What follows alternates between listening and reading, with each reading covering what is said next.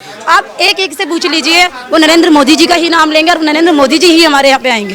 जो 2024 में नरेंद्र मोदी जी आएंगे, जो रहे हुए काम है ना वो भी उनको पूरा करके दिखाएंगे। क्योंकि हमारे लिए ना ही तो क्या नाम है कांग्रेस ने कुछ किया, ना ही केजरीवाल ने कुछ किया। बात रही अगर बस फ्री करने की भी, तो कोई नहीं 10-15 रुपया किराया लगता, हम वो भी देने के लिए तैयार है। बात कह रहे हैं कि हमने महिलाओं के लिए बस में किराया फ्री कर रखा है, ये तो हम दे देंगे। 10-5 की बात है तो हम दे ही देंगे, उससे क्या है। क्या INDIA का भविष्य होगा? विपक्षी पार्टियों का सुपड़ा बिल्कुल साफ हो जाएगा। जो इनकी एक एक दो सीटें जो भी आई हैं वो भी अब नहीं आने वाली हैं। ये ढोंगी हैं, ये बेईमान हैं, ये खुदगर्ज हैं, ये दल बदलू हैं। ममता बनर्जी को देख लीजिए, कैसे हिंदू मुस्लिम भाइयों को कटवाया, कैसे इन्होंने लड़ाई कराई, कैसे कमजोर करा। क्या नाम हुआ मैम आपका? सीमा नाम है सर। अच्छा मैम, जानना चाहूँगा 2024 का जो चुनाव है बहुत ज़्यादा करीब आ रहा है। इस बार क्या लग रहा है आपको, प्रधानमंत्री दोबारा से मोदी जी बनेंगे या फिर इस बार कुछ चेंज होने वाला है? कुछ भी चेंज नहीं होने वाला, हमारे नरेंद्र मोदी प्रधानमंत्री ही बनेंगे। अच्छा मैम, क्या समीकरण रहने वाला है? किन किन तथ्यों पर, किन मुद्दों पर आप उनको वोट डालने वाले हैं? मैं तो देखो महिलाओं के लिए उनको वोट डालने वाली हूँ। ठीक है, वो सबके विकास के लिए काम कर रहे हैं, क्योंकि बेटी बचाओ बेटी बढ़ाओ। और उन्होंने अभी कोरोना काल में भी जो हमारा चल रहा था तो 1500 की धनराशि भी उन्होंने सबके अकाउंट में डाली है। जीरो बैलेंस के उन्होंने खाते खुलवाए हैं। जो खाता हमारा मतलब पंजाब नेशनल बैंक में या SBI बैंक में 5000 का खुल रहा था, आज नरेंद्र मोदी जी के द्वारा हमारा वो जीरो बैलेंस में खाता खुल रहा है। विरोधी हैं तो वो तो मोदी जी के बारे में बोलेंगे ही बोलेंगे, ठीक है, काम है उनका बोलना। लेकिन हम तो देख रहे हैं ना कि हमारे लिए काम कर कौन रहा है।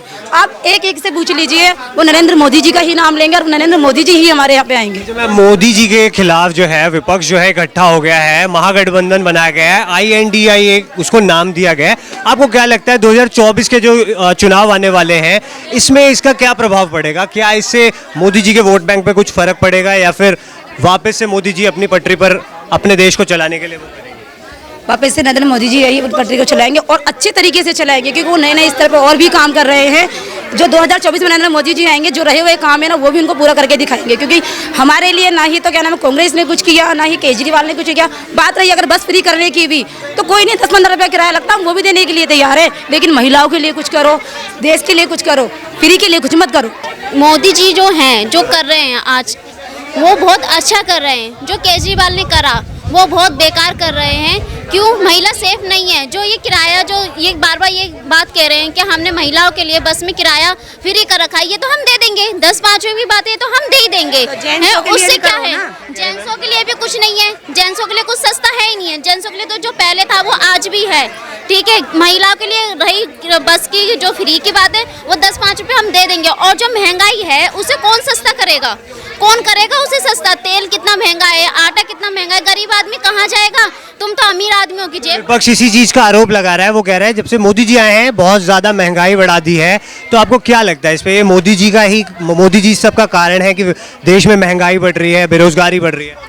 ऐसा कुछ भी नहीं है। जब से मोदी जी आए हैं महंगाई नहीं बढ़ेगी, और वो आएंगे आगे तो महंगाई नहीं बढ़ेगी। ये जो महंगाई बढ़ रही है ये केजरीवाल की वजह से बढ़ रही है। और जो केजरीवाल ये महंगाई बढ़ा रहे हैं ये अच्छा नहीं कर रहे हैं। जो भी कुछ ये महंगाई जो कर रहे हैं, गरीबों को मार रहे हैं और गला घोट घोट के मार रहे हैं गरीबों को, और कुछ नहीं। जो भी है केजरीवाल है और वो मोदी जी हैं, वही आएंगे। नमस्कार, स्वागत है आप सभी का पॉलिटिकल दर्पण में और मैं हूं प्रवेश नौनी। आज हम आ गए हैं जनता के बीच। 2024 की जो दौड़ है वो लगातार तेजी पकड़ रही है। ऐसे में जनता से जानना बहुत ज़रूरी है कि किसको वो अपना नेता मानेंगे, किसको वो अपना प्रधानमंत्री बनाने वाले हैं। तो आइए सीधा हम जनता से बात करेंगे। क्या नाम हुआ सर आपका? मेरा नाजिर अंसारी नाम है। सर, 2024 का जो चुनाव है वो बहुत ज़्यादा करीब आ गया है। ऐसे में क्या लग रहा है, भाजपा दोबारा से हैट्रिक करेगी या फिर मतलब इस बार कुछ समीकरण बदलने वाला है? नहीं, कुछ नहीं बदलने वाला है। प्रधानमंत्री नरेंद्र मोदी जी को सारी देश की जनता पसंद कर रही है, उनके काम को पसंद कर रही है।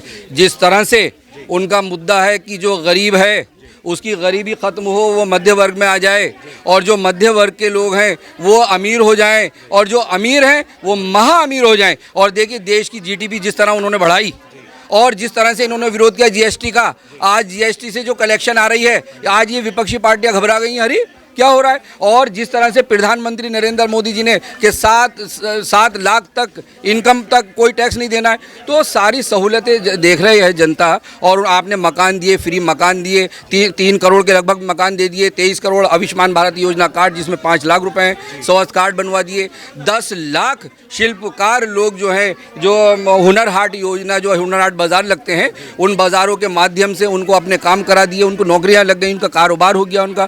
तो ये बौखला गए हैं कि किस तरह नरेंद्र मोदी जी काम किस तरह कर रहे हैं, देश का काम किस तरह विकास कर रहे हैं, और सारी जनता खुश है। ये झूठ बोलते रहें।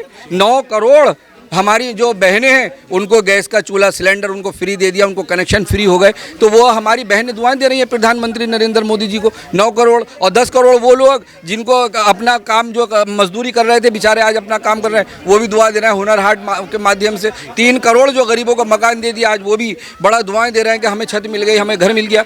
छतें टपक रही, बरसात आ रही है, परेशानी हो रही है। ऐसे में 2.5 लाख रुपए उसमें छत को मरम्मत कराने के लिए घरों को पैसा दिया गया। तो आज देश की जनता नरेंद्र मोदी जी की तरफ बड़ा प्यार के साथ आज देख रही है। और केजरीवाल, देखिए केजरीवाल जो ड्रामा करते हैं कि मैं बिजली फ्री, पानी फ्री, अरे पानी फ्री तो गंदा पानी, बीमार हो रहे हैं, हॉस्पिटल जा रहे हैं। बिजली फ्री नहीं है, जो गरीब किराए पे रह रहा है वो बराबर बिल दे रहा है। और उसके अलावा भी जो बड़े बड़े बिल आ रहे हैं, अगर आप मेरा भी बिल देखें और हमारे पड़ोसियों के बिल देखें, आप हैरत कर जाएंगे, बहुत बड़े बड़े बिल ये भेज रहे हैं। तो ये झूठ है, मक्कार, बेईमान। और जिस तरह से शराब में डुबो दिया पूरी दिल्ली को, आज प्रधानमंत्री जी सबको उठाने का काम कर रहे हैं। अगर इनके ये शराब में डुबोना काम कर रहे हैं, गलत काम कर रहे हैं, घोटाले कर रहे हैं, शिक्षा घोटाला, शराब घोटाला, जल घोटाला, तो जब घोटाले की बात आती है तो ये जांच एजेंसियों पे पीछे लग जाते हैं और प्रधानमंत्री नरेंद्र मोदी जी के पीछे लग जाते हैं और भारत सरकार के पीछे लग जाते हैं। उनकी अच्छाइयों में ये कमियाँ ढूंढने लगते, तो ढूंढते रहे। 2024 में आप देख लीजिएगा किस तरह से नरेंद्र मोदी जी रिपीट होकर आ रहे हैं। अच्छा सर, लगातार जो है विपक्ष आरोप लगाता रहता है कि जब से मोदी जी आए हैं लोकतंत्र की हत्या की जा रही है। किसी नेता के ऊपर या फिर किसी दबंगई के ऊपर जब ईडी या सीबीआई की रेड बैठती है तो कहा जाता है कि लोकतंत्र की हत्या हो रही है। इस बात पे आप कितना सत्य मानते हैं? ये बिल्कुल सरासर झूठ है। जब कोई गलत करेगा, कोई अपराध करेगा, कोई दंगाई अपना काम करेगा, कोई आतंकवादी आतंक मचाएगा, या फिर ये लोग घोटाले करेंगे तो इन पे कार्रवाई होगी, जांच एजेंसी अपना काम करेगी। तो जांच एजेंसियों पर अपना ये उंगलियां उठाने लगते हैं कि अरे इन्होंने ऐसे किया। तो ये आरोप लगा रहे हैं। बाकी जो काम कर रहे हैं प्रधानमंत्री नरेंद्र मोदी जी, वो सबके लिए कर रहे हैं। सबका साथ, सबका विकास, सबका विश्वास। इन्हें ये भी जलन हो रही है कि अगर मुस्लिम बहनों के लिए कोई कानून ले आए, ट्रिपल तलाक लाए, ट्रिपल तलाक में कितना फ़ायदा हुआ कि मुस्लिम बहनें आज हमारी सुरक्षित हैं और आराम से सुकून के साथ जी रही हैं।